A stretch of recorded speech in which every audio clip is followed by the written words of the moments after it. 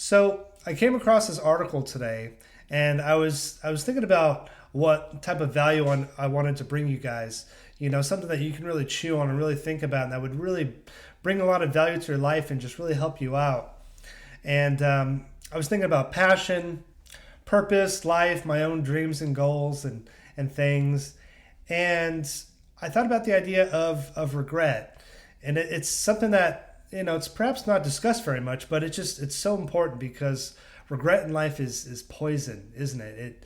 It ruins everything. One of the two worst words in the English language are I wish, And this article, it's titled Top 5 Regrets of the Dying. And the lady who wrote this, her name was Bronnie Ware. She was an Australian nurse, and she spent several years working in palliative care, which helps to care for patients in the last 12 weeks of their life. And she obviously talked to a lot of them. And so she recorded their dying epiphanies, and she ended up getting a lot and then averaging the top 5 regrets for people at the end of their life. And this made me think of a Steve Jobs quote that I love, which was, remembering that you are going to die is the best way to avoid the trap of thinking that you have something to lose, right? It's so powerful when you think of it that way, and you think about this one life, this one amazing life that we have to live. There's no reason that we shouldn't be pursuing the things that we love every single day. I think some of us are living on borrowed time. We think we have all the time in the world, but we really don't. It's today. Life is happening today all around you. Life doesn't wait. It just continues on, doesn't it? We're already vulnerable. We're already naked. You have nothing to be embarrassed about. One day we're all just going to be in the ground, and, that's it, And the worst thing in life is regret, not going for it. I wish this, or I wish I did that, or I wish, wishing your life away. But life is meant to be lived. So I really want to share these top 5 regrets of the dying with you guys today, because I think it's going to bring you immense value. Okay, here we go.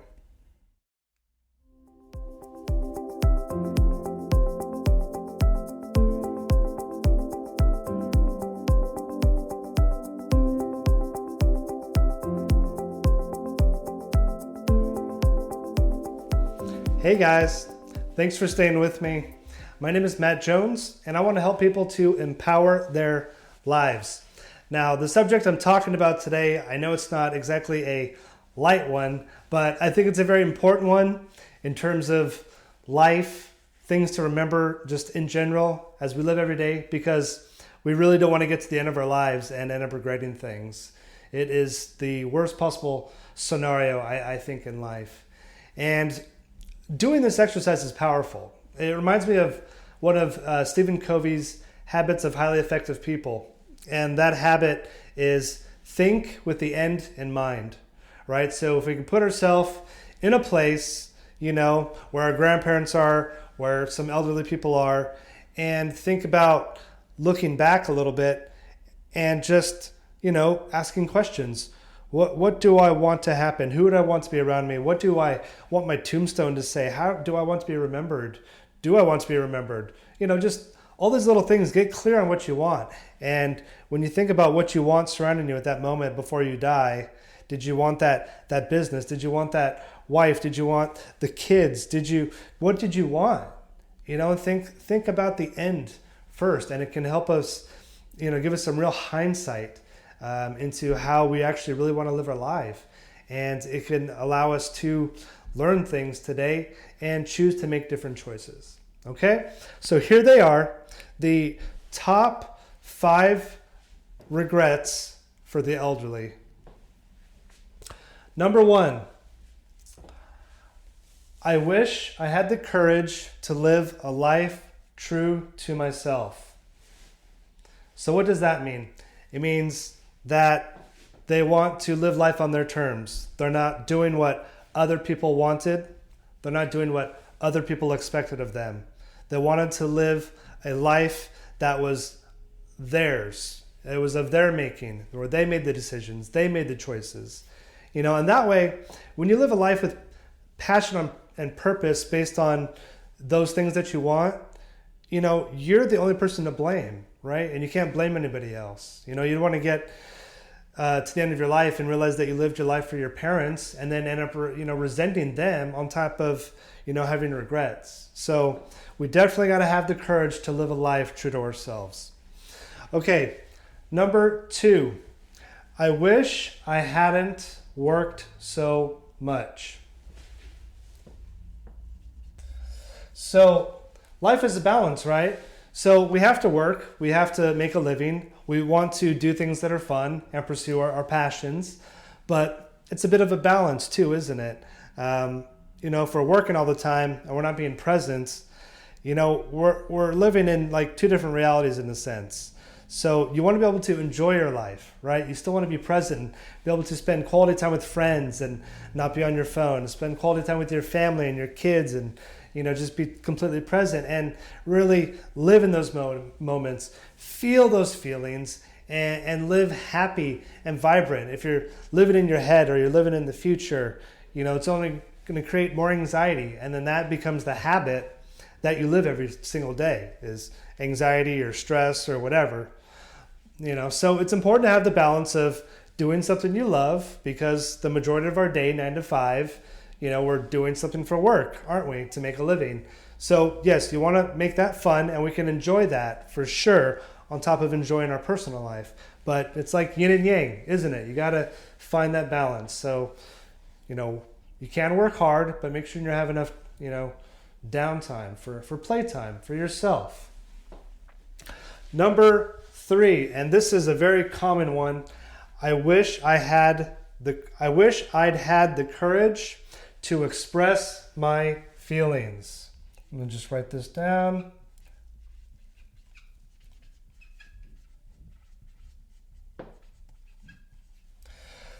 So this is something that's, very, very, very common for most people. Being able to express themselves honestly. I talked a lot about this in another one of my videos about being a people pleaser. And one of the problems with being a people pleaser is that, you care more about other people around you than yourself, because it comes from a need to be liked, to be accepted. And there's actually a lot of reasons for why people want to be liked, but one of the problems with being a people pleaser and not expressing our feelings is that we hide our true identity. We hide our true personality. We go inward, we get more introverted, and we can't live our life truly happy and fulfilled because we're not being able to fully express ourselves and fully immerse ourselves in who we are and what we want and what we like and what we care about and who we don't like. It would be nice to be able to tell people, on a daily basis that you don't like that, hey, I don't like you. You're annoying. Stop talking. You want to be nice, obviously, right? But it would be a lot easier if we could kind of live our lives on a day-to-day basis, just being a little bit more honest with how we truly feel, because those feelings get trapped inside of us, and they don't. If they don't have a place to go, they stay inside and they just cause us a lot of angst and sadness and stress, anxiety. So we want to have the courage to express our feelings more. So how would your life change if you just spent one day just completely expressing your feelings, no matter the repercussions? Just try it for one day. I've done this exercise and it's completely changed my life. And I felt like I was finally really living the person that I was meant to be. It's so important. Okay, number 4. I wish I had stayed in touch with my friends. So friends are important in life, right? They know you, they appreciate you, they look out for you. You always want to have someone watching your back. And as you get older, life gets busy, and people, they move on and they have families. This one is important for me as well because my friends have moved all over the place. My best friends have moved in the north of the United States, to the west, to the east, all parts, and we've kind of lost touch a little bit. So this is something that I think about occasionally, and when I look back on my life and things that I've done or places I've traveled to. I've wanted them with me, and now I live in the United Kingdom, and so it's even harder. So I got to make more of an effort to really stay in touch with people. But luckily nowadays we live in an era where it's so easy to do that. We really have no excuse not to stay in touch with our friends. So very important. All right, so the last top regret of the elderly is that I wish that I had let myself be happier. I think that one's pretty obvious and very, very common for most people.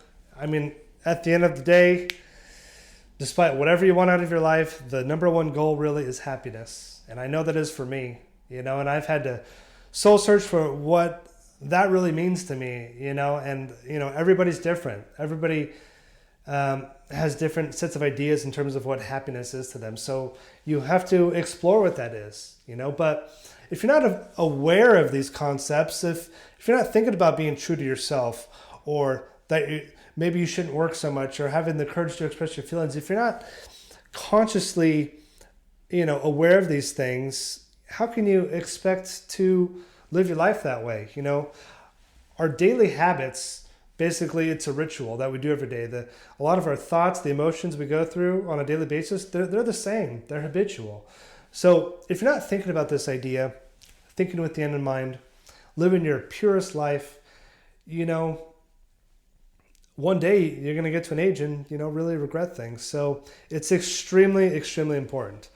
And, I try to kind of think with the end in mind every day a little bit. You don't want to live in the future too much, but be aware, make a decision, empower your subconscious mind to change your routines, change your habits, your ways of thinking, and you can live a little bit more vibrant every day and a little bit happier, live with more gratitude, and just have a thankful, abundant life. So I think that's just extremely, extremely important.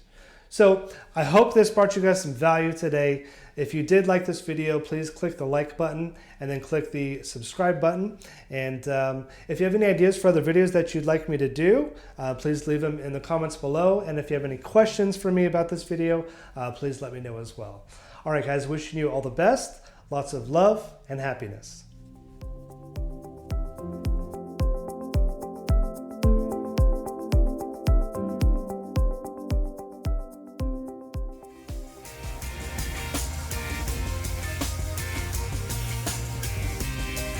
Hi guys, thanks again for listening to the podcast. I really, really appreciate it. If you did enjoy it, please leave a nice review on iTunes, and that helps me to spread the message to even more people. And also feel free to join me on YouTube.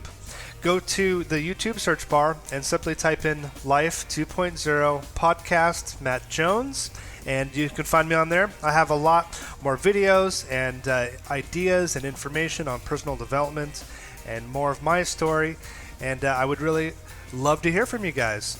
All right, guys, thank you so much. Lots of love.